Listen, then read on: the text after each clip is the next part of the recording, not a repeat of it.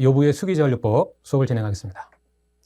그에 따른 학습 목표로는 요부의 구조와 신경 및 기능을 이해하여 설명할 수 있고 요부의 이학적 검사를 구분하여 각각 설명할 수 있으며 요부의 수기자연요법을 숙지하여 실전에서 적용할 수 있겠습니다.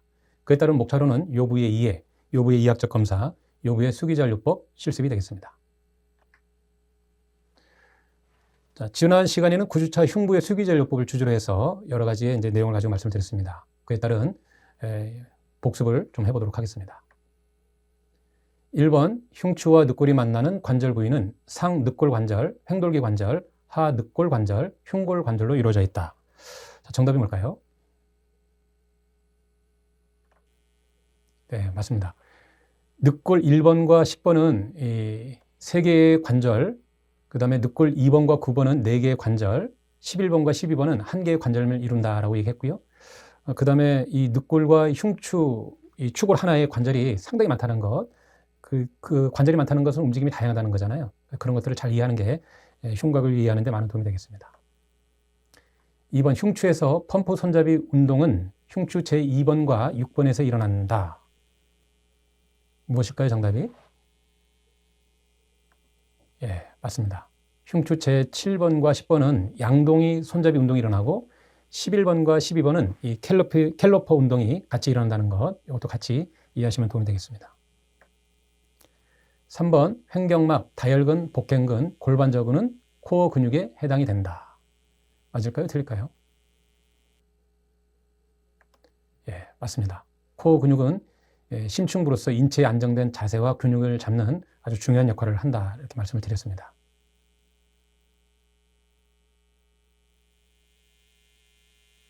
요부의 이해에 대해서 진행하겠습니다. 그에 따른 목차로는 요부의 구조와 신경, 요부의 기능이 되겠습니다. 먼저 요부의 골격을 보겠습니다. 요추는 5개의 축으로 되어 있죠. 그 다음에 척추의 너비와 높이는 24마디 척추 중에 가장 넓고 높습니다. 그 이유는 당연히 체중과 몸통 그리고 움직임의 대부분 요추에서 많이 일어나고 지지를 해야 되기 때문에 그렇습니다. 그래서 흉추에서도 말씀드렸지만 두개골이 있고 경추와 흉추와 요추가 있고 그 다음에 골반이 있죠. 그래서 경추보다는 흉추보다는 요추가 좀 더 힘을 많이 받는 부위이기 때문에 너비와 높이가 상대적으로 좀 크다 이렇게 말씀을 드렸습니다. 그 다음에 이 요부에서 보면 이 뼈와 뼈를 이루는 것은 관절이고 그 뼈와 뼈가 제 위치에서 관절면을 이루면서 기능적으로 가장 안정적으로 움직임이 좋아지려면 바로 인대들이 하는 역할이 굉장히 중요합니다. 그래서 그 인대를 좀 보게 되면 전종인대는 말 그대로 앞부위에서 종으로 길게 붙어 있는 인대다 그래서 전종인대라고 얘기합니다. 이것은 이제 이게 코라면 이 앞부분에서 이렇게 척추 길게 앞부분을 감싸고 있는 걸 이제 전종인대라고 얘기하는 거죠. 그래서 얘는 디스크 손상을 방지하는 역할도 하고 있고 디스크가 앞으로 빠져나오지 못하도록 방어하는 역할도 하고 있습니다. 그리고 관절들이 제 위치에서 안정적으로 움직일 수 있도록 해주는 역할을 또 하고 있습니다. 그 다음에 후종인대가 있습니다. 말 그대로 후종이라는 것은 뒷부분에서 종으로 길게 붙어있는 인대라는 거죠. 다시 또 그리 보면 경추, 흉추, 요추가 있으면 이제는 뒤에서 이렇게 길게 붙어있는 인대다라는 겁니다. 이 후종인대 같은 경우에는 전종인대에 비해서 너비가 그렇게 넓지 않습니다. 왜 그러냐면 이게 추골이 있고 이게 이제 횡으로 가 있는 이제 횡돌기가 있는데 추골과 횡돌기를 연결해주는 요 부위, 요걸 우리가 이제 페디클이라고 해서 척추경이라고 그러는데 이게 있어서요 전종인대처럼 넓게 붙을 수가 없어요. 그래서 좁게 이렇게 붙어 있다라는 것을 이제 볼 수가 있습니다. 그래서 추궁 부위만 붙어 있고 가늘고 길게 형성돼 있다라는 것이고 기능은 똑같습니다. 이 디스크를 보호하고 있고 관절들이 제 위치에서 잘 움직일 수 있도록 해주는 역할을 하고 있습니다. 그 다음에 이 측면을 보면 인대가 부착되어 있지 않아요. 전종인대와 즉 앞에 후면에는 후종인대가 있는데 측면에는 붙어 있지 않죠. 그래서 디스크가 예를 들어서 터지거나 흘러나오면 전후로 나오기보다는 이 측면으로 흘러나오기가 쉽습니다. 그래서 디스크 손상을 받기가 쉬운 구조가 바로 측면이 되겠습니다. 그 다음에 이 척추에는 이제 많은 인대들이 있다는 것 좀 알고 계셔야 됩니다. 횡돌기와 횡돌기를 붙들고 있는 여기 횡간인대가 있고 또 뒤에 우리가 등 정 가운데 뼈처럼 만져지는 게 극돌기인데 그 극돌기와 극돌기를 연결해주는 이제 극간인대가 있고 그 다음에 그 극돌기 위에 붙어 있다고 해서 극상인대가 또 이렇게 되어 있습니다. 그 다음에 척추에는 이 후종인대와 이 극돌기 사이에 우리가 이게 횡단면에서 보면 이렇게 좀 볼 수 있습니다. 이게 추골이고요. 그 다음에 요 옆으로 횡돌기가 이렇게 있고 극돌기가 이렇게 있겠죠. 여기에 신경이 빠져나가는 추궁이라는 부위가 있습니다. 이 추궁 앞쪽에 이 후종인대가 이렇게 있는 거고요. 요 뒷면에 넓게 감싸고 있는 요 인대가 있는데 이게 색깔이 황색으로 되어 있다 그래서 황색인대라고 얘기합니다. 요 부위가. 여기에 척수라는 신경이 지나가는 거예요. 그래서 요 황색인대에 이제 문제가 생기면 요 척수를 압박해서 다양한 증상을 또 유발할 수 있거든요. 그래서 요 구조 한번 잘 눈여겨보시면 좋겠습니다.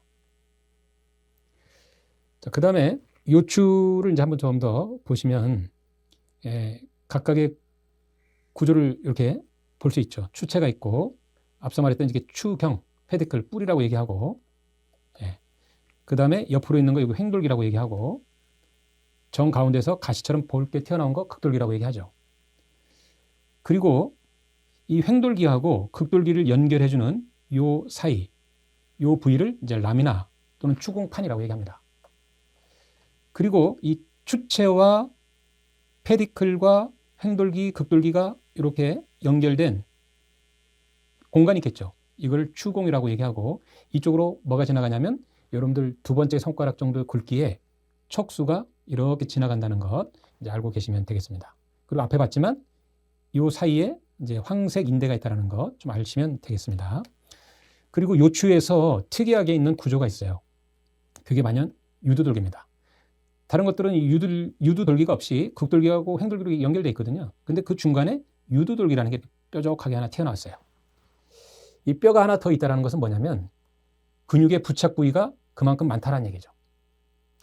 따라서 요추는 흉추와 달리 근육이 더 많이 다양하게 붙어 있습니다. 왜 그러냐면 그만큼 허리에서 힘을 많이 받는 곳이기 때문에 그렇습니다.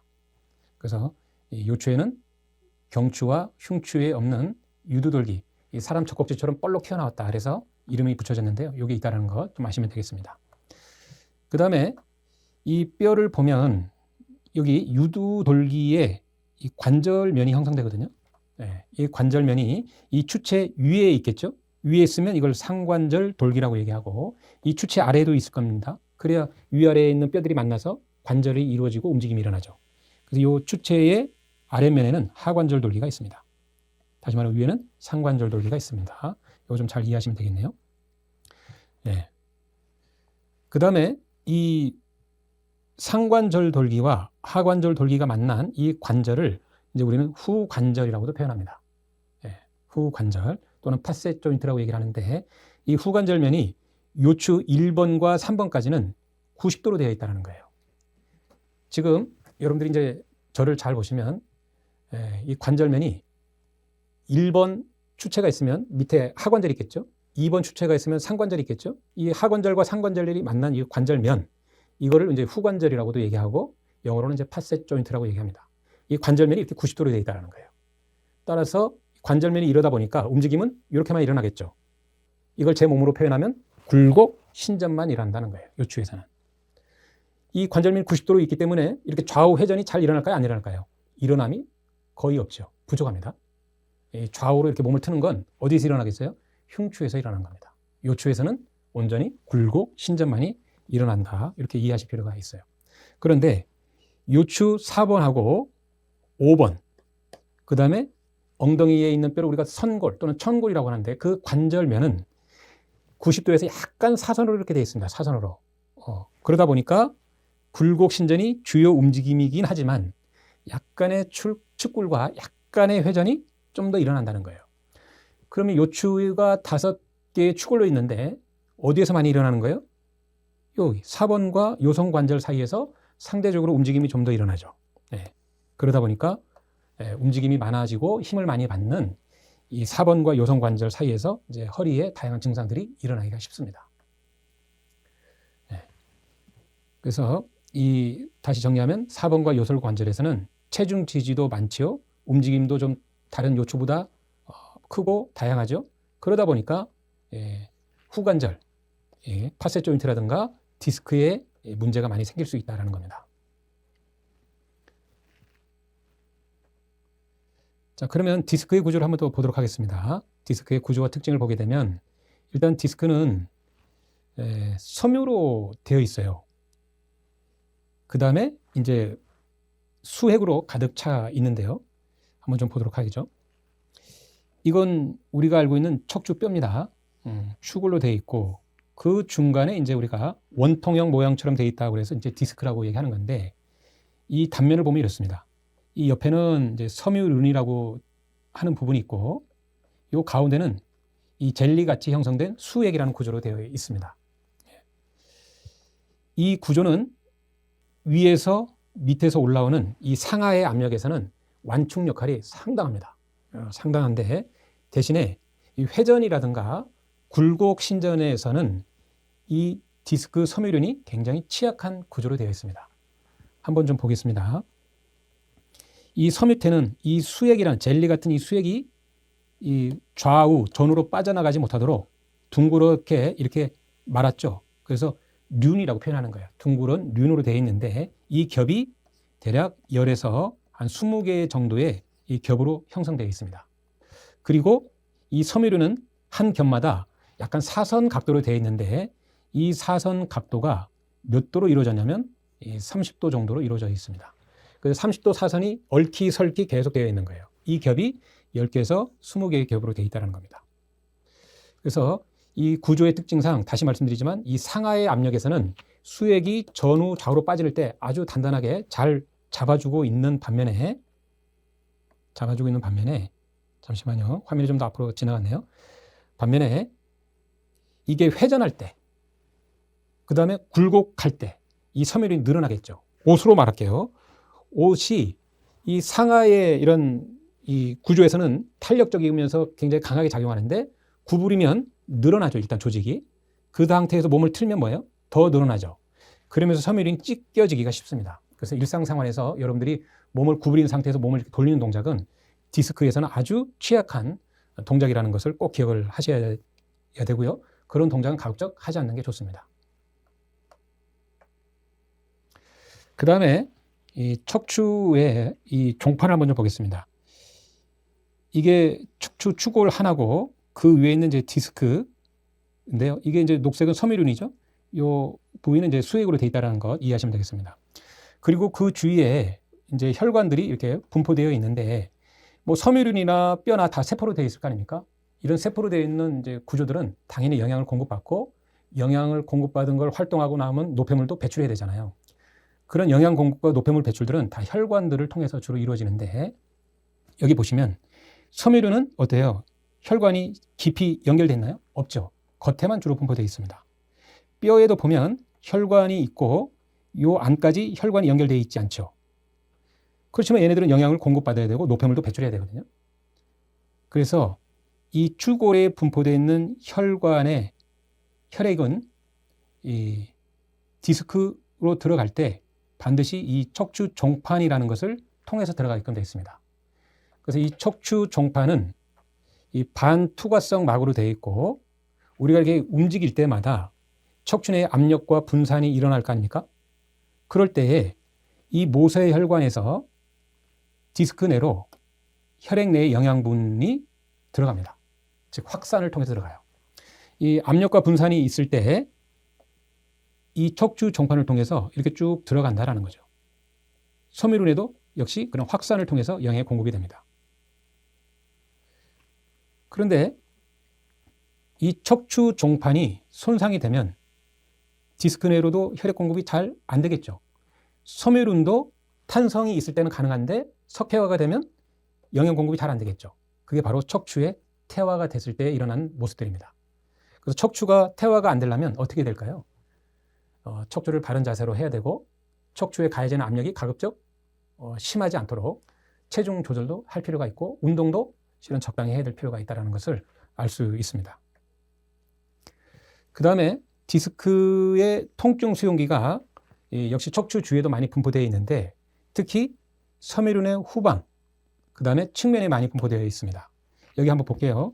해부학적으로 노란 건 대체로 신경을 표현하는 것이고 빨간 건 동맥을 표현하는 겁니다. 자, 이게 지금 전면이고 이쪽이 이제 후면이 되겠죠. 그때 이 신경 분포도가 어디에 많이 있을까요? 전면에는 노란 게 듬성듬성 있죠. 측면과 후면으로 갈수록 뭐예요? 신경 분포가 많다는 것을 알 수 있습니다. 그런데 디스크는 전면으로 잘 빠지지도 않거니와 빠진다 하더라도 이게 전종인대가 길게 넓게 단단하게 있어서 다른 구조물들을 쉽게 압박하지 않습니다. 후종인대도 있으니까 정 가운데는 좀 덜하겠죠. 그럼 어디요? 측면으로 디스크가 빠져나오면서 이 신경들을 많이 압박할 수가 있습니다. 그래서 만성 요통 시에 이 신경 압박이 더 되면서 통증을 많이 유발할 가능성이 이제 높은 겁니다. 그래서 전면과 후면보다는 뭐다? 측면 쪽으로 많이 통증 수용기가 분포되어 있다. 이렇게 좀 이해하시면 되겠네요. 그 다음에 이 허리에서는 5개의 축으로 되어 있고 거기에서 이제 5개의 신경이 빠져나오겠죠. 이게 요추 1번, 2번, 3번, 4번, 5번이 되겠고 1번과 2번에서 빠져나오는 신경은 이제 요추 1번, 요추 2번, 요추 3번, 요추 4번, 요추 5번 신경이 이제 이렇게 있겠습니다. 그리고 이 골반에서도 이제 신경이 좀 빠져나오는데요. 이 신경이 어디로 주행하는가를 좀 이해하는 것도 중요하겠습니다.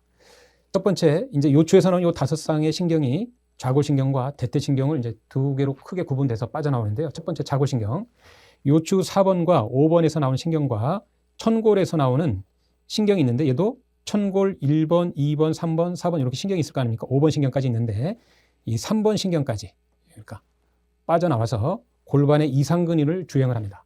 골반의 이상근을 주행해가지고 하지, 뒷면, 외측으로 분포를 해요.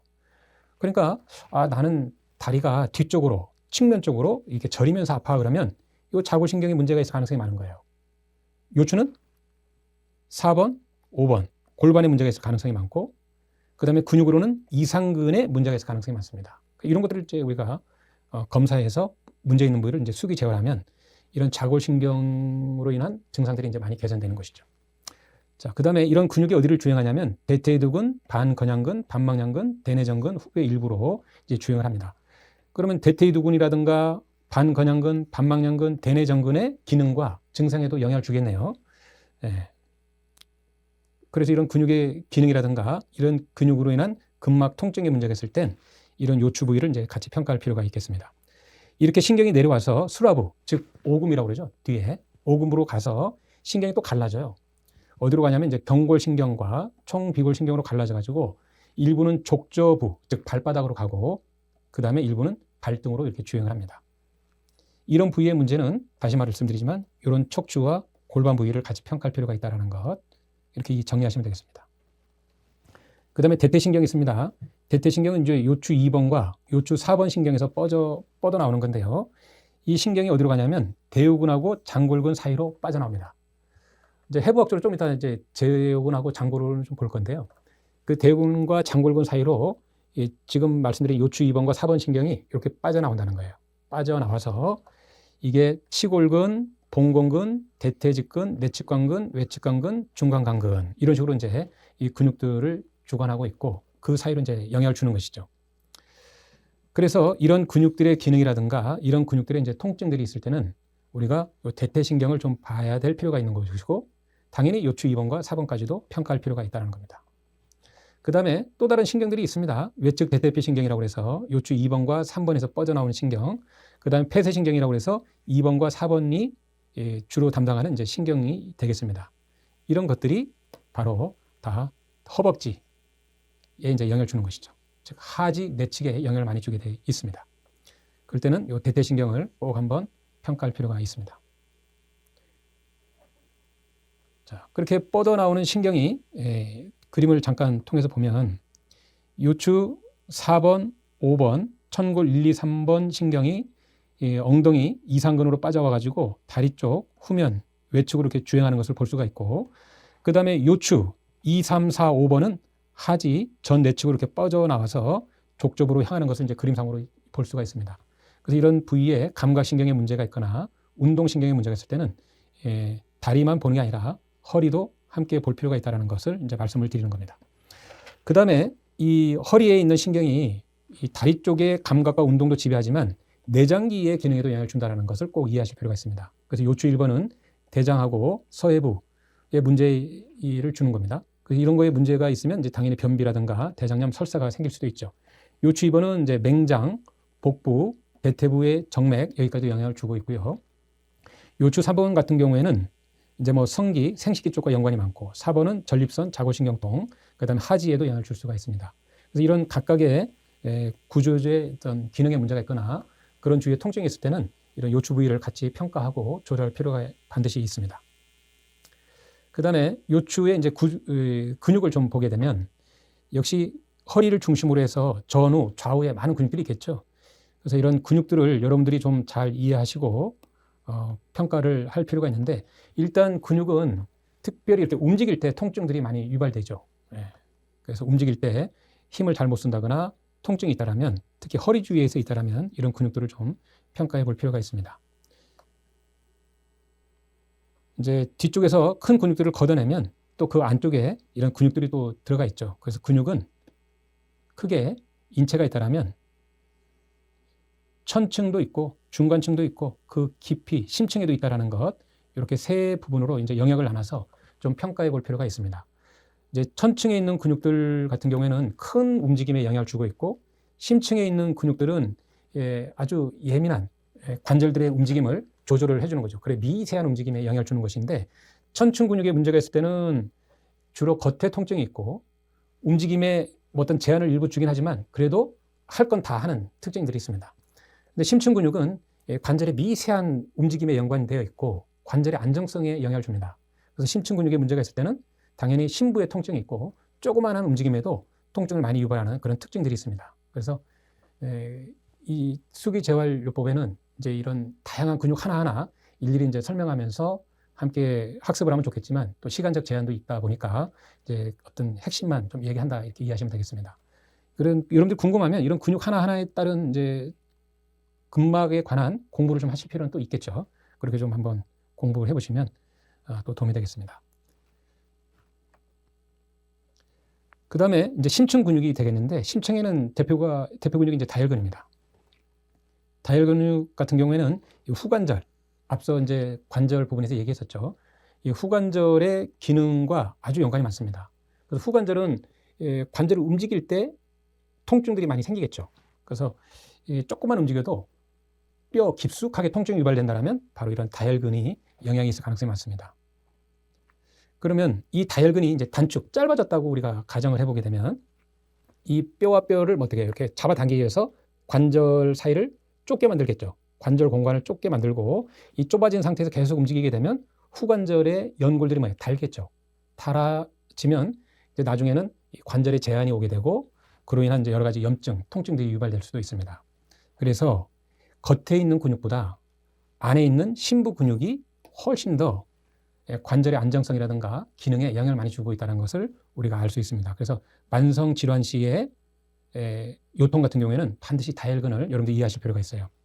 그래서 예일대에서 이제 실험을 했는데 이 다혈근이 다친 사람들은요 24시간 이내에 한 25% 정도의 근육들에서 위축 현상이 오고 허리의 기능을 많이 제한하더라라는 것을 밝혀냈습니다. 그래서 만성 적인 이제 허리 기능 제한이 있을 때는 꼭 이 다혈근 점검할 필요가 있다는 것 다시 한번 강조해 드립니다. 그 다음에 이제 허리에는 장요근이 있는데요. 장요근은 그림을 먼저 보게 되면 이 장골이라고 그러죠. 엉덩이 뼈에 있는 거를 장골이라고 그래요. 장을 보호하는 뼈, 그래서 장골이라고 하는데 장골에 붙어 있는 근육, 그 다음에 허리에 붙어 있는 근육을 뭐라고 하냐면 이제 요골이라고 그래요. 참 요근, 미안합니다. 요근. 장골에 붙어 있으니까 뭐라고 그럴까요? 장골근이라고 얘기를 합니다. 이 부착 부위는 각각 다르지만 한 부위에서는 같아요. 즉 정지 부위에서는 이 근육이 같이 붙어 있습니다. 대퇴골 소전자라는 곳에 붙어 있어요. 그래서 이 요근과 장골근이 수축을 하게 되면 당연히 이 다리를 이렇게 잡아당기는 거죠. 그래서 기능상 같기 때문에 장요근이라고 한다는 것 여러분들이 이해하시면 되겠는데 이 장골근과 요근 사이로 이 대퇴신경이 이렇게 빠져나오고 외측 대퇴피신경도 이렇게 빠져나온다는 거예요. 그러니까 다리 쪽으로 나오는 중요 신경이 이 두 개의 신경을 이 두 개의 근육을 통해서 빠져나온다는 것 미리 말씀을 드립니다. 다시 앞으로 가서 볼게요. 그래서 장요근은 장골근과 요근이 같이 만난 근육이다 이렇게 이해하시면 되겠습니다. 그래서 이 요추와 장골에서 기시를 하고 치골 위쪽을 지나서 대퇴골 소전자에 정지를 한다. 그래서 기능이 같이 일어나는 것이죠. 그래서 주로 기능은 이제 치골을 지렛대로 해서 이제 이렇게 장요근이 이제 끌려오는 것입니다. 그러면서 이게 고관절을 굴곡을 하고 보행 시 이 다리를 앞으로 전방 굴곡하는 기능을 하고 있습니다. 그리고 대퇴부, 서 있을 때 발을 이렇게 밖으로 돌리는 이런 역할도 하고 있습니다. 외회전, 그 다음에 제기차기 동작에도 이 장요근이 이제 영향을 주고 있고요. 대신에 다리가 고정이 됐을 때, 다리가 움직이지 않고 고정됐을 때 장요근이 수축을 하게 되면 우리 몸통을 이렇게 앞으로 구부리는 역할을 하고 있고요. 그 다음에 한쪽만 수축을 하게 되면 몸통을 좌우로 이렇게 회전하는 또 역할도 하고 있습니다. 다시 한번 이제 그림을 보면서 더 복습을 한다면 요추에 붙어 있다 요근, 장골에 붙어 있다 장골근, 이 두 개가 같이 붙어 있는 부위가 이제 대퇴골 소전자. 그래서 기능이 함께 일어난다라고 얘기했었죠. 고관절 굴곡이 대표 기능이 되겠습니다. 이 두 개의 근육 사이로 하지 안쪽으로 주행하는 이런 대퇴신경, 외측 대퇴피신경이 있다는 것 말씀을 드렸습니다. 그 다음에 이 장요근은 요방형근하고 그 다음에 횡격막이 근막으로서 연결되어 있다는 겁니다. 한번 그림을 더 볼까요? 이게 지금 횡격막인데요. 횡격막이고 그 다음에 옆에 있는 이 부위가 요방형근이에요. 그러니까 횡격막과 요방형근이 여기 해부학으로 보면 하얀 거 보이나요? 하얗고 이거를 쭉 보면 아라비아 숫자 3처럼 연결되어 있죠. 그래서 장요근과 횡격막과 장요근과 요방형근은 뭐다? 서로 근막으로 딱 이렇게 연결돼서 구조 기능적으로 상호 영향을 준다 이런 겁니다. 그래서 자세 유지에도 중요하고 호흡에도 중요하다는 것 꼭 기억을 하실 필요가 있습니다. 근데 이 장요근이 과도하게 수축이 되면 어떤 현상이 일어날까요?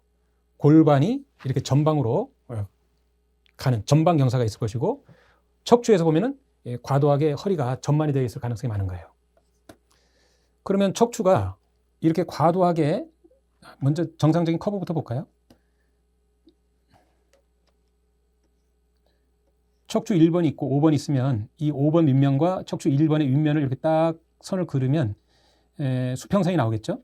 이 수평선을 중심으로 각각 90도로 이렇게 선을 그리는 거예요. 선을 그었을 때 이 예각이 허리에서는 40도가 이제 정상이라고 보여요. 45도까지.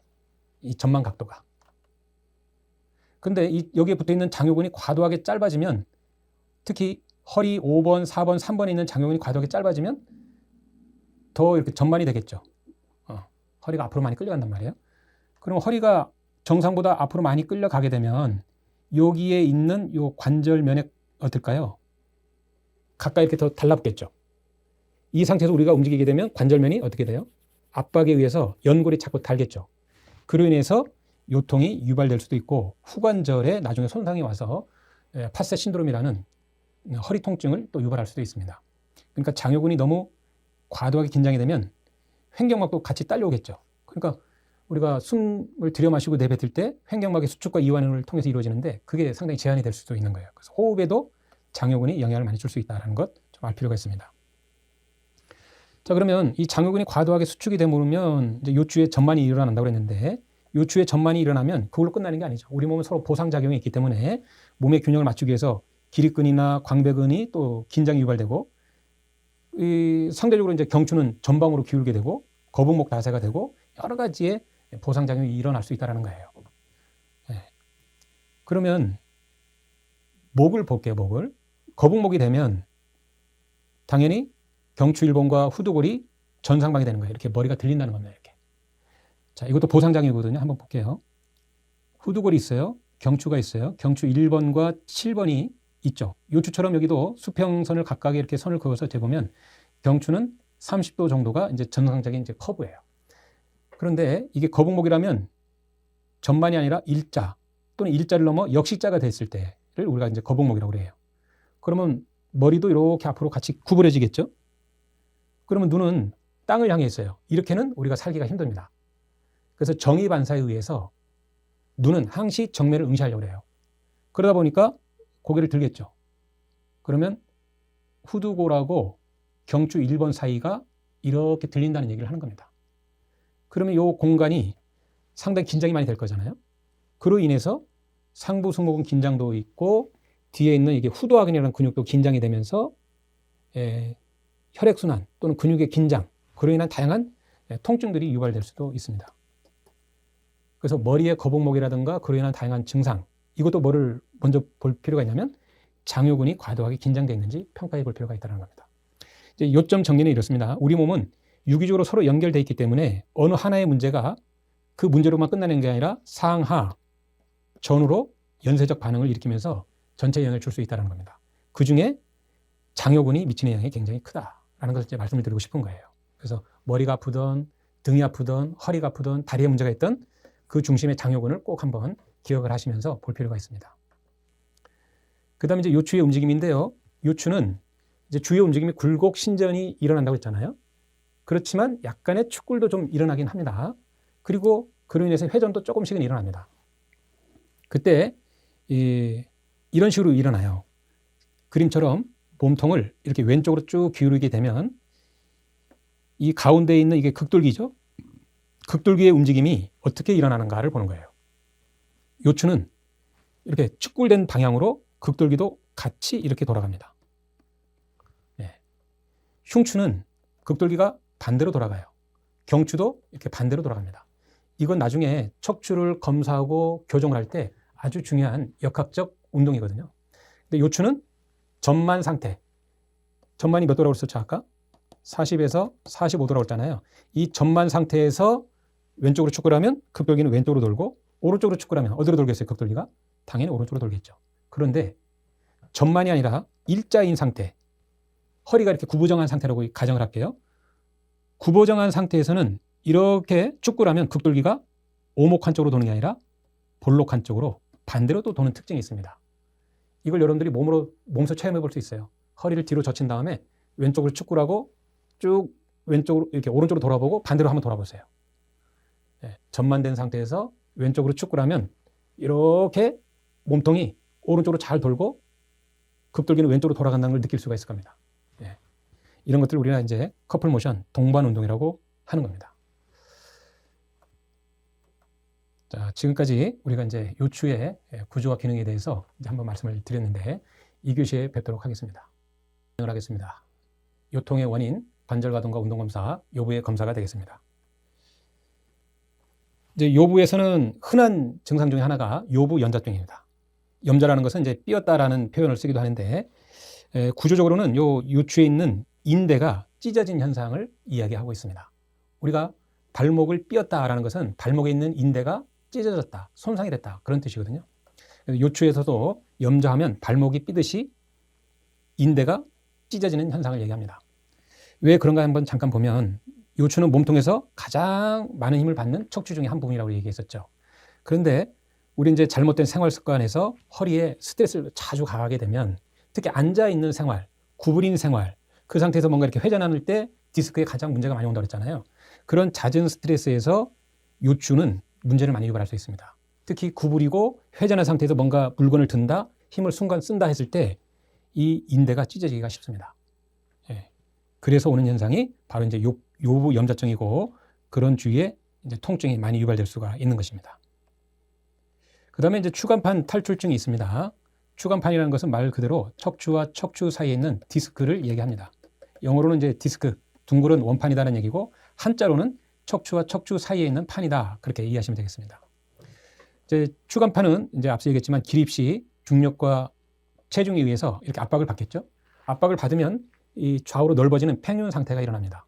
그것이 저녁이 되면 키가 1, 2cm 줄어드는 현상이 나타나는 거죠. 근데 이제 잠을 자면 우리가 누워서 자잖아요. 그러면 이렇게 상하로 압박됐던 게 펴지면서 좌우로 이렇게 멀리 퍼졌던 수액들이 이제 중심으로 이렇게 모이기 시작합니다. 그러면서 아침에 일어나면 키가 또 원상 회복이 되는 것이죠. 이게 젊었을 때는 가능한데 나이를 먹을수록 이렇게 압박은 많아지고 원상 회복되는 것은 적어지면서 상대적으로 이게 디스크가 공간이 자꾸 좁아져요. 그래서 키가 점진적으로 적어지는 것이죠. 그래서 이 디스크를 건강하게 유지하는 것이 척추 건강에 아주 중요한 것이고 여러분들의 현재 키를 유지하는 것, 이것도 디스크를 건강하게 유지하는 하나의 방법이 된다, 이렇게 말씀을 드릴 수 있겠습니다. 그래서 디스크는 굴곡하고 요추 회전 시 섬유율이 가장 찢어지기 쉬운 자세니까 운동했다가 허리 피곤하다고 이렇게 막 돌리는 거 절대 하시면 안 되겠습니다. 이게 젊었을 때 모르지만 서서히 계속 찢어지는 거예요. 그러니까 건강할 때, 젊었을 때 훨씬 이런 것들을 유념하셔서 신경 쓰셔야 될 부분이 되겠습니다. 이제 나이 들면 이제 앞서도 얘기했지만 수액이나 섬유율의 탄력을 잃어가지고 잘못된 자세를 가지고 그 상태에서 어떤 외력을 받게 되면 쉽게 찢어지고 이제 갈라지기 쉬운 거예요. 그러다 보면 이제 수액이 밖으로 밀려 나와가지고 요 주위에 있는 신경들을 이제 압박하게 되는 것이죠. 그로 인해서 해당하는 신경 지배 부위의 통증을 이제 우리가 느낄 수 있는 겁니다. 자, 두 번째는 이런 것이 있어요. 이 수액이라는 거 있죠. 수액은 어머니 뱃속에서부터 현재까지 혈액과 한 번도 만나지 않았다라는 거예요. 그런데 디스크가 터지면 이 수액이 순간 흘러나오고 그 주위에 있는 혈액과 만나겠죠. 그러면 이 혈액 입장에서 보면은 새로운 물질과 만났네요. 그래서 인체에서는 뭘로 인지하냐면 항원으로 인지를 하고, 항원이 있으면 우리 인체에서 면역 반응이 일어나겠죠. 그 면역 물질과 이 수액이 만나면서 염증 반응을 유발하기도 합니다. 그것이 이제 강한 통증으로도 유발할 수 있다는 겁니다. 그런데 이 수액은 우리 몸에 있는 물질이고 외부에서 들어온 게 아니잖아요. 지극히 우리 몸에 있는 정상적인 물질이에요. 근데 혈액 입장에서 보면 새로운 것과 만나다 보니까 순간 항원으로 인지해서 면역 반응이 작동했던 거지만 시간이 지나면서 면역 관용이 생기죠. 저것은 봤더니 내 몸에 크게 해롭지는 않네. 화학적으로는 큰 문제가 없겠네. 그럼 이제 면역이 관용이라고 그래요. 면역 관용. 그냥 염증 반응이 서서히 줄어들게 되는 거예요. 그러다 보면 통증도 급격하게 떨어질 수도 있습니다. 급격하게 생길 수도 있고 급격하게 떨어질 수도 있어요. 그래서 이 수액은 그렇게 한 번 더 이해하실 필요가 있겠습니다. 그래서 수액이 흘러나왔다고 해서 너무 걱정할 것은 없어요. 시간이 지나면 그로 인한 통증은 사라질 것이고, 다만 이 척추와 척추 사이에 있는 디스크 공간이 계속 좁아진다는 것이 이제 위험한 건데, 그러지 않기 위해서 우리가 바른 자세, 운동을 잘하면서 시간을 지켜보잖아요. 그러면 흘러났던 수액도 어느 순간 싹 흡수되고 사라지기도 합니다. 그러니까 흘러났다고 해서 너무 긴장하지 마시고, 물론 전문가의 의견을 이제 적극적으로 받아들일 필요는 있지만 어느 정도는 내가 참을 수 있다라면 참아가면서 한번 수기 재활도 해보고, 그것이 점진적으로 긍정적인 반응이 있다라면 계속적으로 그렇게 운동하면서 생활 습관 유지하면 이런 것도 좋아질 수 있다는 것을 이제 말씀을 드립니다. 자, 그러면 디스크는 어떻게 탈출되느냐? 디스크 병변이 생기겠죠. 이렇게 압력을 통해서 멀징 상태가 되면 자꾸 이렇게 특정 약한 부위로 흘러나올 거 아닙니까? 그러다가 또 이제 힘을 쓰고 자꾸 노화가 되면서 섬유율이 이제 한꺼풀씩 찢겨지기 시작하겠죠. 그럼 이제 디스크가 특정 방향으로 이제 돌출이 되는 것이고, 디스크 섬유율이 이제 그 압력에 의해서 더 버틸 힘이 없으면 찢어지겠죠. 완전히 터지게 되면 이제 우리가 디스크 탈출이라고 얘기를 합니다. 이 수액이 탈출돼서 어느 쪽으로 이렇게 흘러요. 흘러가는 것을 디스크 부고라라고 얘기를 합니다. 이런 네 개의 단계를 거쳐가면서 디스크는 이제 문제가 오는데, 우리는 이제 이게 디스크 병성과 디스크 돌출까지 생활 습관만 잘 하고 재활만 잘하면 많이 또 좋아질 수 있습니다.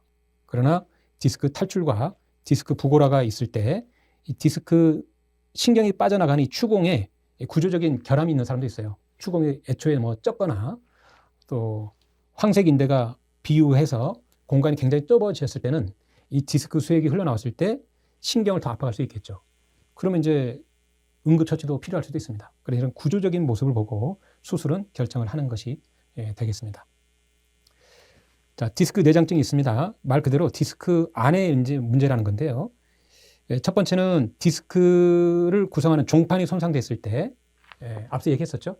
디스크 종판을 통해서 혈액이 들어가고 또 노폐물이 빠져나오는 이런 역할을 한다. 근데 그 종판이 손상됐을 때는 이제 수액도 잘 공급이 안 되고 섬유륜에도 이제 문제가 생기다 보니까 충격 흡수가 이제 저하가 되겠죠. 그러면서 디스크 내부의 수분이라든가 단백질이 이제 소실이 될 가능성이 많습니다. 그럼 당연히 이제 탄력이 저하가 되고 충격 흡수가 안 되면서 이제 문제가 생길 수도 있다는 겁니다. 여기 이제 MRI를 보게 되면 여기 신경이거든요. 하얀 거 신경이고, 물론 이 안에 이제 내촉색이라는 것도 흘러갑니다. 보면 이게 추골이고요. 여기 하얀 게 디스크인데 정상적인 것은 이렇게 하얀색으로 드러납니다. 근데 수액이 없고 섬유륜이 이제 석회화가 되면 이렇게 검은 느낌으로 변해가게 돼요. 변하게 되고 이 압력에 의해서 밀려가지고 약간 이렇게 삐져나온 거 보이죠? 그렇지만 디스크가 터져서 수액이 이런 신경을 크게 압박하는 모습은 또 아닙니다. 이런 현상을 이제 디스크 내장증이라고 하는데 특징이 있어요. 보행 중 통증 크질 않아요. 다만 오래 앉아 있으면 허리나 골반, 꼬리뼈 쪽으로 통증이 많이 유발될 가능성이 많다는 것이고 기립 시 허리가 이렇게 잘 펴지지 않는 특징이 또 있어요. 그리고 요추를 이렇게 구부릴 때 통증이 좀 더 심해지는 특징이 있다는 겁니다. 물론 이것이 디스크 내장증을 다 표현하는 건 아니지만 이럴 가능성이 높다는 거예요. 참고하시면 되겠고 퇴행성 척추증이 있어요. 이것도 역시 영상 진단을 통해서 우리가 확인할 수 있는 건데 당연히 허해지고 어느 정도 공간이 있어야 될 디스크 부위가 뭐예요? 검고 이런 부위보다 굉장히 폭이 좁죠. 그리고 무엇보다도 이 뼈가 이렇게 반듯한 직사각형 모양이 돼야 되는데 여기 보시면 어때요? 뼈끝이 뾰족뾰족하게 이렇게 튀어나왔죠. 이런 특징이 바로 퇴행성 척추증을 나타내고 있습니다. 자, 그러면 정상적이었을 때는 디스크의 이제 분포가 전방이 44%, 후방이 48%, 후방 관절이 여기 후관절이라고 얘기했었죠. 예, 허리에서는 이제 우리가 그 말마리 프로세서라고 해가지고 유두돌기가 있다고 그랬는데 그 유두돌기가 만난 게 이제 후방 관절이죠. 그 관절 부위가 받는 게 이제 8%의 압력을 받아요. 그런데 이 디스크가 이렇게 퇴행이 되게 되면 후방 관절에 가해진 압력이 40% 정도로 이제 증가가 된다는 겁니다. 그러면 후방 관절을 이루고 있는 그 연골이 뭐예요? 퇴행이 되겠죠. 그러면서 후방 관절 움직임이 제한이 되는 것이고 당연히 허리 움직이고 필 때마다 이 후방 관절이 움직여야 되는데 그게 안 되니까 뭐예요? 허리가 뻐근하고 허리의 가동도 잘 일어나지 않는 것입니다.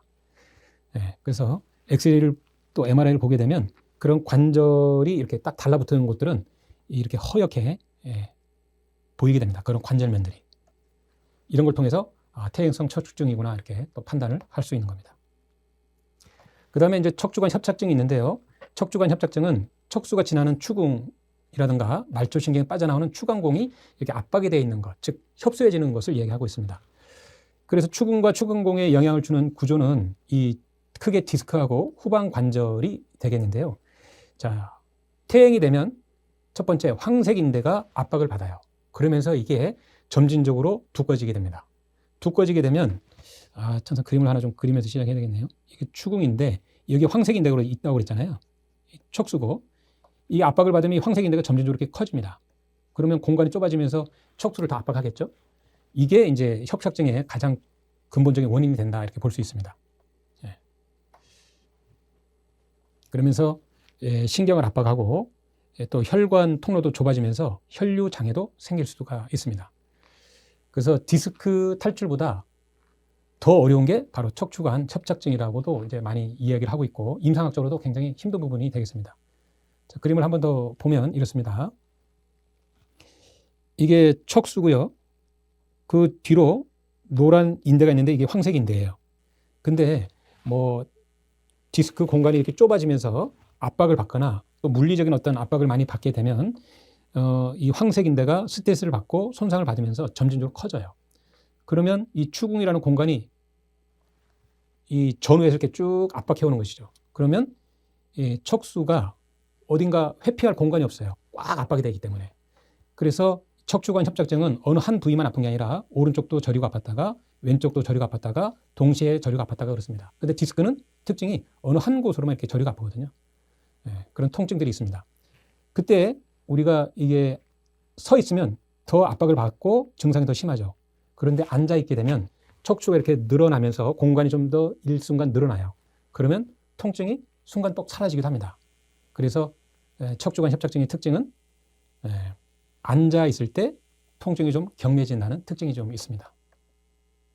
척추 전방 전이증은요, 그리 어렵진 않아요.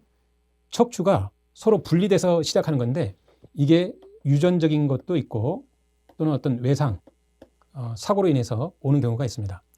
이제 특징은 뭐냐면 이 추체와 또는 뒤에 있는 극돌기가 이렇게 금이 가거나 또는 금이 가서 이렇게 몸통과 극돌기가 분리되는 현상, 이런 것들이 바로 척추를 전방으로 밀고 가는 현상이 됩니다. 이 기준을 어떻게 보냐면 이 천골 수평면이 있죠. 이걸 크게 네 등분을 나눕니다. 내동분을 나눠서 이 척추의 이동이 3분의 1을 했느냐, 3분의 2를 했느냐에 따라서 우리가 이제 평가를 하게 됩니다. 그래서 이 추골 수평면에 비해서 위에 있는 척추가 4분의 1을 이동하면 그나마 우리가 일상생활하는데 조심을 하면 괜찮아요. 근데 4분의 2 정도 이동을 했다? 그러면 반절 정도 이동이 된 거잖아요. 그러면 척수가 그만큼 많이 압박을 받을 확률이 높죠. 그렇기 때문에 이런 이 척추 전방증이 전이증이 있는 분들은 수기 재활을 할 때 굉장히 조심해서 해야 될 필요가 있습니다. 그 중에 하나가 예를 들면 천골을 이렇게 앞으로 밀면 천골 위에 있는 추골이 앞으로 가고 극돌기는 뒤로 가면서 전방 이동이 더 심하게 될 수 있어요. 대신에 천골의 기저면을 후방으로 꿇고 내려오게 되면 디스크가 뭐예요? 디스크하고 추골이 후방으로 오면서 제 위치로 오는 모습을 가질 수가 있죠. 그래서 척추를 과도하게 앞으로 미는 행위는 전방 전이증한테서 아주 위험할 수 있습니다. 그것이 골반과 연결되어 있기 때문에 골반의 안정성 운동이 척추의 전방 전이증에 아주 많은 영향을 줄 수 있다는 것을 이제 이해하시면 되겠습니다. 요부 체형 분석이 있는데요. 이 장골릉의 높이, 그 다음에 늑골의 높이, 간격을 좀 볼 수도 있고요. 이 간격이 같으면 좋은데 간격이 좁다라는 것은 허리에 영향을 줄 수 있다는 것이죠. 그 다음에 장골에 이게 수평이 이렇게 오른쪽에 올라가고 왼쪽에 내려갔다. 당연히 허리에 불균형을 유발할 수 있죠. 이런 것들을 이제 좀 평가할 수가 있겠습니다. 그리고 이 골반의 문제가 상당히 중요한데 이 골반의 문제는 우리가 다음에 이제 골반 평가에서 말씀을 또 드리도록 하겠으니까요. 그때 좀 참고하시면 되겠습니다. 그 다음에 관절 가동 운동 검사인데 요추는 굴곡 90도, 신전 30도, 측골 각각 좌우 30도, 회전 30도씩 일어난다고 얘기합니다. 특히 굴곡, 신전에서 이제 많이 움직임이 일어난다는 거 운동에서 참고하시면 되겠습니다. 근데 이런 가동 검사에 미치지 않은 상태에서 통증이 심하면 심한 종양이라든가 허리 구조상의 어떤 문제가 있을 수 있으니까요. 그때는 전문의의 진료를 반드시 좀 받을 필요가 있겠습니다. 또 굴곡 90도에서 주동근은 복직근, 장요근, 신전은 30도고 척추 길근이 이제 주동근으로 작용한다는 거 늘 이제 앞서 수업과 같이 생각하시면 되겠습니다. 그래서 굴곡과 신전은 서로 기란근으로 작용을 하니까 함께 봐야 될 필요가 있고 측골도 마찬가지고 회전도 마찬가지로 함께 좌우 전후를 보시는 게 많은 도움이 되겠습니다. 거기에 따라서 이제 수축성 구조물의 문제가 있으면 거기에 따른 이제 수기 재활, 그 다음에 관절에 문제가 있으면 거기에 따른 수기 재활을 이제 우리가 나눠서 하면 되겠습니다. 이것도 실습 시간에서 한번 보여드리도록 하겠습니다. 그 다음에 움직임 검사 한 번만 더 보면 도움이 될 건데요. 이제 움직임 검사는 기립 자세에서 움직임 검사를 하는 거죠. 서 있은 상태에서 허리를 굴곡하고 펴보면서 이제 평가를 한 건데요. 자, 정상적인 것은 몸통 굴곡이 고관절 7, 80도, 요추의 굴곡 한 55도 이렇게 순차적으로 일어나야 되는 건데요. 그러지 않았을 때 어디에 문제가 있는지 한번 볼 필요가 있습니다. 자, 그림 A. 우리가 구부렸을 때 고관절 굴곡도, 허리의 굴곡도 정상적으로 일어나는 모습이 되겠습니다. 그런데 그림 B는 이 슬개근, 햄스트링이 과도하게 단축이 되다 보니까 이 고관절 골반 움직임이 극히 제한되죠. 네. 그러다 보니까 상대적으로 요추에서 과다한 이 굴곡이 유발됩니다. 그런 걸로 뭘로 알 수 있어요? 허리가 봉긋 솟고 많이 움직이는 것을 이제 육안으로 확인할 수 있는 것이죠. 이러면 허리에 부담이 가면서 허리 통증이 있을 수 있잖아요. 이런 분은 어디를 치료해야 돼요? 햄스트링을 이완해주고 고관절 굴곡이 잘 되도록 수기 재활해주는 게 허리 통증을 이제 예방하고 또 재활하는 데 도움이 될 수 있다는 겁니다. 그림 C를 보면 이렇습니다. 오히려 이 슬개근이 너무 늘어나는 거예요. 늘어나서 골반이 과도하게 전방으로 가는 겁니다. 따라서 이 움직임이 여기서 많이 일어나다 보니까 허리의 움직임이 상대적으로 제한이 되는 것이죠. 이럴 때는 햄스트링을 좀 강화시켜주고 골반이 너무 앞으로 가지 않도록 강화시켜주는 운동이 결국 허리의 안정성을 제공하는 데 도움을 줄 수 있다는 것을 알 수 있습니다. 다음에 앙화의에서 움직임 검사를 하는 겁니다. 우리가 그림처럼 고관절을 이렇게 굴곡시키는 겁니다. 이때 주로 작용하는 것은 장요근하고 대퇴직근이 이제 주동근으로 작용하는 것인데요. 이때 어디에다가 우리가 손을 놓고 검사를 하면 좋냐면 허리, 가장 많이 움직이는 허리 3, 4, 5번에다가 좌우측에 손을 딱 대는 거예요. 그러니까 가운데는 극돌기가 있는 것이죠. 극돌기 좌우측에서 손을 대고 다리를 들게 해보는 겁니다. 이때 당연히 복근도 힘을 써주는 것입니다. 그런데 복근이 약하거나 다리를 드는 장요근이나 대퇴직근이 약하게 되면 그때 허리에 쏠림 현상이 생깁니다. 예를 들어서 오른쪽을 들 때 오른쪽의 근육들이 쓰여야 되는데 잘못 쓰이게 되면 이때 허리가 한쪽으로 기우뚱하는 느낌이 느껴지는 거예요. 그럴 때는 복근에다가 힘을 주고 다리를 아주 천천히 드는 연습부터 하면서 허리가 흔들리지 않도록 전진적으로 다리 드는 운동을 시켜주는 겁니다. 그럴 때 복근과 이 장요근과 대퇴직근이 움직임이 정상적으로 가면서 허리 안정성이 제공이 되는 겁니다. 그래서 이렇게 움직임 검사도 상당히 중요하다 하겠습니다. 그 다음에 이제 다양한 이학적 검사가 있는데요. 뒤꿈치 걷기가 있는데 뒤꿈치를 걸으려면 앞 발끝을 들여야 되잖아요. 이럴 때는 이제 정경골근이 힘을 써야 되는데 그 신경이 요추 4, 5번에서 나오고 있습니다. 근데 이게 안 되면 통증이 유발되거나 이 발을 드는 힘이 약하면 요추 4, 5번에 이제 문제가 있다는 것을 알 수 있는 것이죠. 그 다음에 발끝 걷기가 있습니다. 발끝을 걸으려면 이것은 비복근이 힘을 써줘야 되는 거예요. 뒤꿈치를 들으려면. 이 비복근은 또 요추 5번과 천골 1번에 신경이 나와서 조절해 주거든요. 근데 이 자세가 통증이 유발되고 오래 이 자세를 못 있으면 결국은 요추 5번과 천골 1번을 우리가 평가할 필요가 있다는 것, 이 검사를 통해서 알 수가 있습니다. 자, 다음으로는 요 캠프 테스트입니다. 캠프 테스트는 허리의 문제를 다양하게 확인하는 아주 좋은 방법 중에 하나인데요. 사진처럼 한 손은 검사하고자 하는 요추에다가 손을 대고 한쪽은 상대방 어깨 쪽에 손을 댑니다. 그래서 몸을 축굴, 외축으로 해서 압박을 하는 거죠. 압박. 자, 그 검사를 통해서 디스크가 어디로 빠졌는지 확인하게 되는데요. 그림을 가지고 설명하겠습니다. 자, 그림처럼 몸을 왼쪽으로 기울였을 때 통증이 확 증가가 돼요. 근데 반대로 오른쪽으로 기울였을 때는 통증이 사라진다. 이것은 뭐냐면 디스크가 왼쪽으로 빠졌다는 얘기입니다. 이걸 가지고 얘기하겠습니다. 이게 척수죠. 밖으로 빠져나오는 이제 말초신경이죠. 이때 디스크가 여기 바깥쪽으로 흘러나오면 바깥쪽으로 흘러나왔을 때 몸을 왼쪽으로 기울여 보세요. 이렇게. 그럼 디스크가 신경을 다 압박하는 이 자세가 될 겁니다. 근데 디스크가 터진 반대쪽으로 기울게 되면 디스크는 요쪽으로 흘러나갈 거 아니에요. 요 공간이 넓어지니까. 대신에 신경은 압박을 안 하겠죠. 그러니까 감소가 되는 거죠. 통증 감소가. 이런 걸 통해서 디스크가 외측으로 빠졌구나 이해할 수 있습니다. 반대로 이 통증이 지금 왼쪽에 있다라고 가정을 했을 때 몸을 오른쪽으로 기울이면 통증이 유발되는 거예요. 대신에 통증이 있는 쪽으로 몸을 기울면 통증이 감소가 되는 겁니다.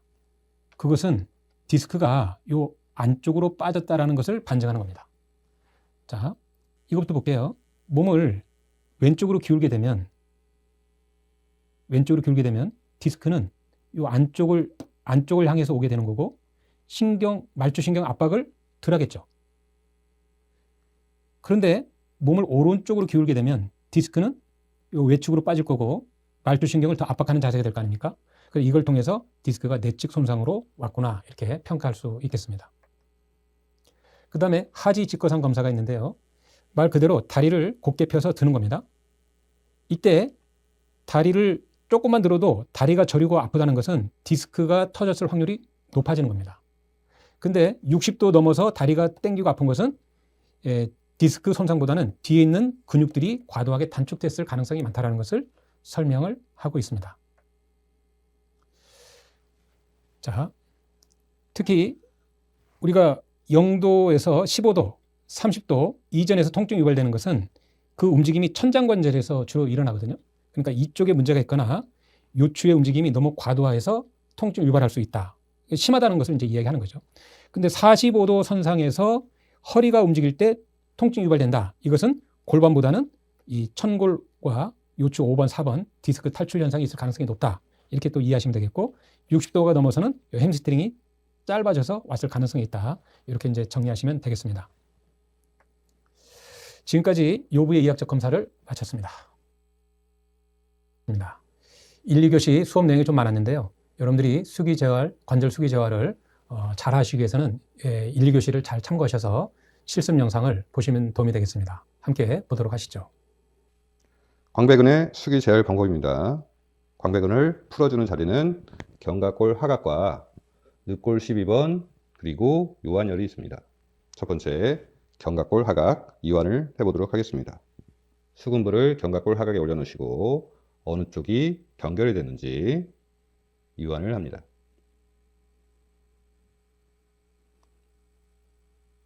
경결이 된 쪽을 단축이 됐다고 얘기를 합니다. 몸을 살짝 옆으로 이동하신 상태에서 척부를 이용하셔서 단축된 광배근을 이완을 합니다.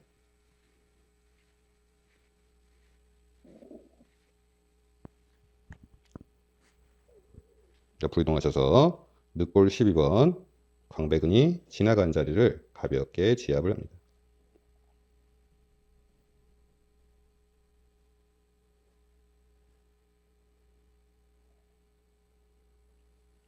다음은 광배근이 부착지 요한혈을 반대편 고관절을 바라보시면서 깊이 지압을 합니다.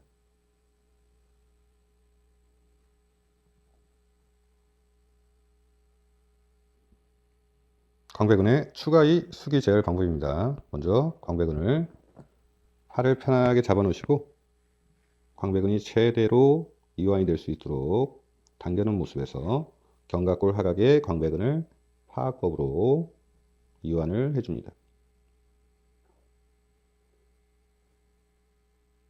경결이 된 부분이 있으면 집중적으로 파악법 해줍니다.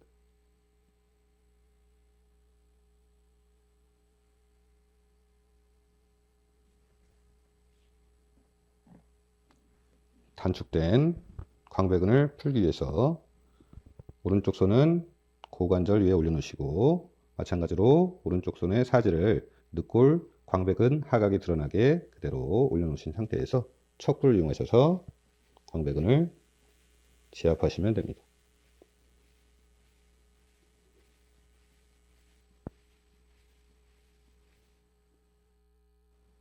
요방연근의 수기 제열 방법입니다. 한쪽 손을 반대편 장골륵 선상에다가 편하게 올려놓으시고 왼쪽 후상 장골극에서 옆으로 1.5치 정도 이동하시면 장골릉에서 제일 높은 부분이 나타나는데 이곳에다가 척부를 편하게 올려놓으시고 늑골 12번까지 이완을 해줍니다.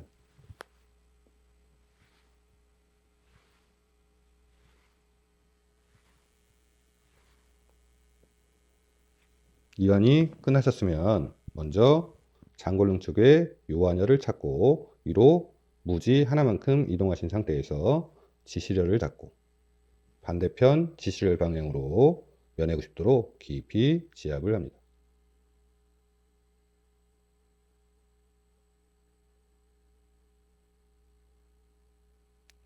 오른쪽으로 이동하셔서 요한혈을 잡고 반대편 고관절을 바라보시고 요한혈도 같은 방법으로 지압을 합니다.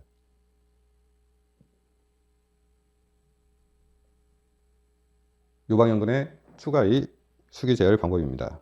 왼쪽 손은 내전 근위에 편하게 올리고 오른쪽 손으로 요한혈을 찾습니다. 자, 찾았던 곳에 오른쪽 주두를 올려놓고 누워있는 분의 요추 5번 극돌기 방향으로 주두가 간다는 느낌으로 주압을 합니다. 이 동작을 3회 정도 반복하시면서 깊이 주압합니다.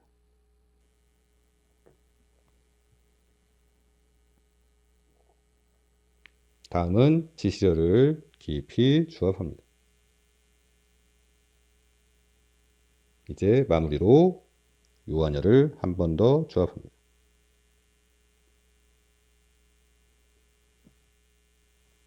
장요근의 수기 제열 방법입니다. 장요근의 이완을 위해 고관절을 굴곡을 하고 배꼽에서 자기 쪽으로 사행지 이동하신 상태에서 장요근의 모양에 따라서 먼저 가볍게 이완을 해줍니다.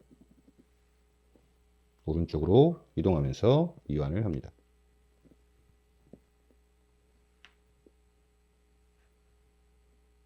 경결된 곳을 찾으셨으면 이번에는 주두를 이용하셔서 장요근을 깊이 주압합니다.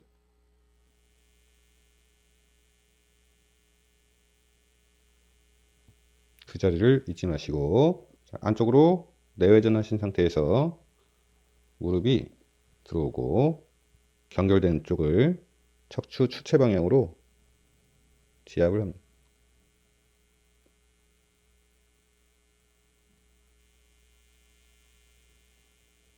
이번에는 전상 장골근에서 앞으로한치 오추혈을 잡아서 장골근을 무지로 지압을 해주시면 됩니다.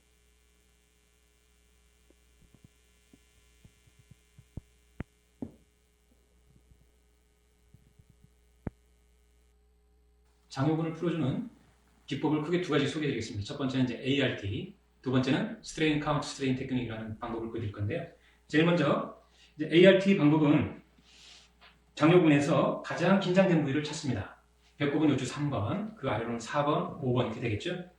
그걸 이해하시면서 가볍게 촉진해서 가장 긴장된 부위를 찾았으면 그 압박 정도는요, 대상자가 약간 쾌약, 아픈 듯 시원한 정도, 즉 참을 수 있는 정도면 되겠습니다.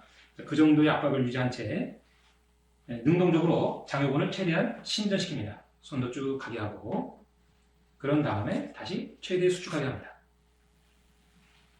모든 동작은 천천히 진행하는 게 좋습니다. 잠깐 쉬었다가 또 한번 최대 신전, 장요근을 최대 신전시켜주고, 그 다음에 최대 수축시켜주기를 6회 정도 해봅니다. 그런 다음에 이분이 불편했던 자세를 다시 취하게 합니다. 이때 긍정적인 효과가 있다면 이러한 방법을 2회 내지 한 3회 정도 더 진행할 수 있습니다. 두 번째 방법으로 과긴장, 역긴장 테크닉인데요. 역시 배꼽은 요추 3번이라고 했었죠. 그 근처에서 장요근의 긴장기를 찾습니다. 보통은 배꼽하고 앞에 톡 붉어진 전상 장골근 그 중간 부위에서 많이 형성이 되는데 가볍게 압박을 했죠. 그 다음에는 이전에 이 장요근에 긴장이 들어가면 안 됩니다. 그래서 모든 움직임은 수동적으로 이끌어갑니다. 장요근에 긴장이 가지 않도록 힘 빼세요. 완전히 빼시면 더 좋습니다. 이런 식으로 이끌어가죠. 두 번째로는 이 고관절을 최대한 굴복시켜서 장요근의 긴장이 이완이 되는 각도를 찾아갑니다. 이완이 됐을 때 고객들도 대부분 통증이 많이 사라졌다고 얘기할 거예요. 두 번째는 반대쪽 어깨 방향으로 가볍게 역시 외측 굴복시켜보고 동축 어깨 방향으로도 약간 회전성이면서 굴복을 만들어가 봅니다. 이때 역시 이완이 되는 방향이 있을 거예요. 즉, 두 방향의 이완점을 찾아서 최대 이완이 될 때까지 기다려줍니다. 그 이완을 모를 때는 통증의 감소가 어느 정도인지 물어서 확인할 수도 있겠습니다. 그래서 최대 이완, 통증 감소가 최대한 많이 됐을 때 이제 우리는 손을 가볍게 뗍니다. 그리고 장요근에 힘이 들어가지 않도록 천천히 놔줍니다.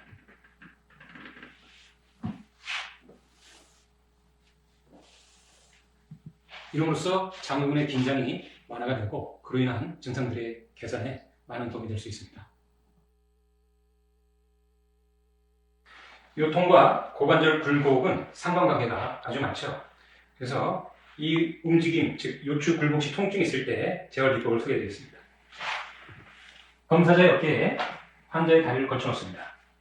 그리고 환자로 하여금 검사자의 어깨를 밀게 합니다. 가볍게 한번 밀어보실까요? 그때 밀리지 않도록 저항을 줍니다. 그리고 힘은 과도하게 줄 필요 없고요. 가볍게 밀어서 허리의 움직임하고 고관절의 움직임만 일어나면 됩니다. 그 상태에서 10초 정도 유지합니다. 그리고 힘을 빼고 좀 더 가봅니다. 그런 움직임이 조금씩 더 개선되는 걸 알 수 있거든요. 밀어볼까요? 좋습니다. 이런 식으로 해서요. 건강한 다리의 굴곡 각도와 아픈 쪽의 다리의 굴곡 각도가 일치할 때까지 점진적으로 해주게 되면 좌우 밸런스가 맞아지고 그러면서 요추의 굴곡, 고관절의 굴곡 기능들이 좋아지면서 그로 인한 통증들이 많은 도움이 될 수 있습니다.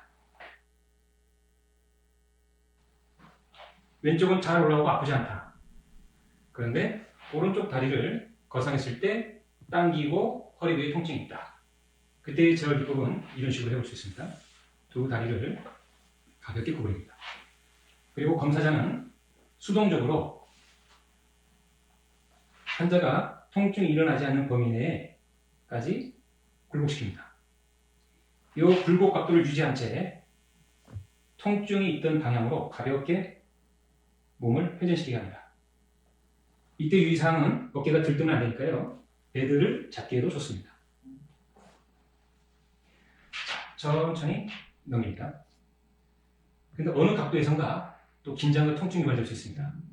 그럼 그 상태에서 멈추게 하고 검사자는 굴곡 또는 신전을 통해서 긴장과 통증이 감소되는 방향을 찾습니다. 그 다음에 또 더 넘기게 합니다. 이런 식으로 해서 최대한 몸통을 회전시킬 수 있을 때까지 진행합니다. 돌아올 때는 역시 천천히 돌아오게 합니다. 이것은 집에서도 혼자 할 수 있겠죠. 이런 방법으로 지속적으로 하게 되면 역시 요추 회전 운동이라든가 그 주위의 연부 조직들의 기능들이 회복이 되면서 허리 통증 개선에 많은 도움을 줄 수 있습니다. 네, 실습 영상 어떻게 잘 보셨습니까? 네, 일상생활에 여러분들의 허리 건강에 도움이 되기를 바랍니다. 네, 오늘 배운 내용을 토대로 해서 연습 문제 풀어가면서 한 번 더 복습해 보도록 하겠습니다. 1번 대우근의 설명으로 틀린 것은 무엇인가? 1번 기시는 요추 제1번에서 5번 횡돌기 기저부 추체 각 요추의 추간판에 부착된다. 2번 정지는 대퇴골 대전자에 부착된다. 3번 대우근 지배신경은 요추 제2번에서 4번 신경이다. 4번 고관절 굴곡과 약간의 외전 작용을 한다. 정답은 무엇일까요? 예, 2번이 되겠습니다. 정지는 대퇴골 소전자에 부착이 되어 있죠. 그러면서 고관절 굴곡에 주동근으로 작용하고 있습니다. 2번 요추의 관절 가동 범위가 틀린 것은 무엇인가? 신전 30도, 측굴 60도, 회전 30도, 굴곡 90도. 이 문제는 쉽죠? 정답은? 네, 측굴 60도가 되겠습니다.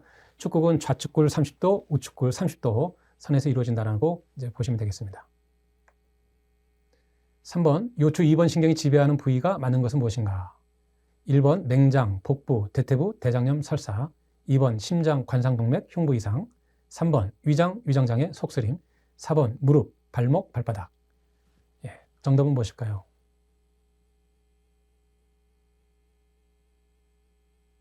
네, 1번 맹장, 복부, 대퇴부, 대장염, 설사가 바로 정답이 되겠습니다. 신경은요, 척추 2번이면 척추 2번 근처에 있는 내장기와 근육과 연결이 많고요. 또 요추 1번이면 1번 수평선상에 있는 내장기와 또 그 근처에 있는 근육과 연관이 많습니다. 그래야 아주 효율적으로 정보 전달이 잘 될 수 있기 때문에 그렇습니다. 그래서 2번은 흉추 2번, 3번은 흉추 6번, 4번은 요추 5번과 연관되어 있음을 여러분들이 다시 한번 정리해 볼 필요가 있겠습니다.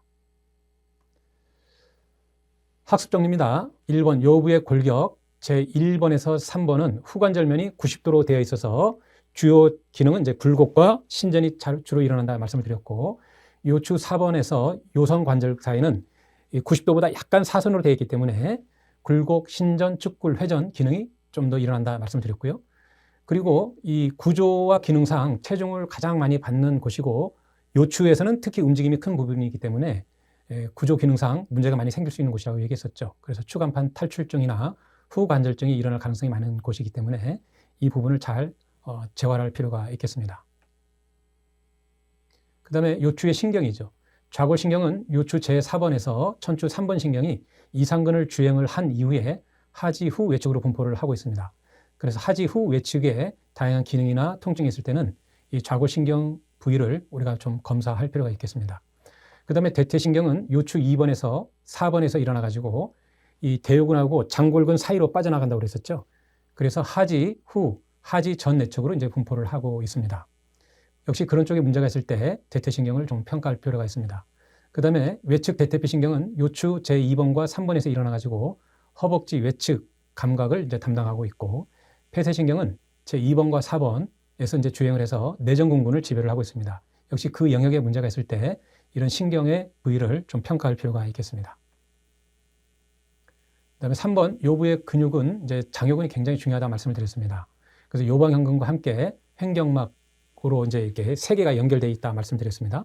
그래서 장요근은 요방형근이 안 좋았을 때 허리에 문제가 있잖아요. 그리고 허리에 문제가 있을 때 요방형근과 함께 볼 필요가 있고, 그다음에 횡격막은 호흡이죠. 그래서 호흡과 문제가 있을 때 같이 연계해서 볼 필요가 있겠습니다. 그리고 자세 유지에도 상당히 중요한 역할을 하고 있다는 것 꼭 기억을 하실 필요가 있고요. 이 장요근이 이제 과도하게 수축이 됐을 때는 요통 유발의 원인이 된다라고 얘기를 했습니다. 그리고 골반 전방 경사 및 척추 전만증에도 이 장요근이 영향을 많이 주니까요. 이런 체형의 문제가 있을 때 꼭 한번 볼 필요가 있습니다. 그 다음에 장요근이 과도하게 수축이 되면 척추 후관절을 압박을 해가지고 퇴행성 관절을 이제 만드는 것이죠. 그로 인해서 허리의 기능이라든가 통증에 또 역시 많은 영향을 주니까요. 이 장요근을 심도 있게 평가하고 여러분들이 재활을 하는데 힘쓸 필요가 있겠습니다. 이번 시간은 이제 우리가 10주차 요부의 수기전료법을 이제 진행을 했고요. 다음 시간에는 11주차 골반의 수기전료법을 진행하겠습니다. 11주차에서 뵙도록 하겠습니다. 수고하셨습니다.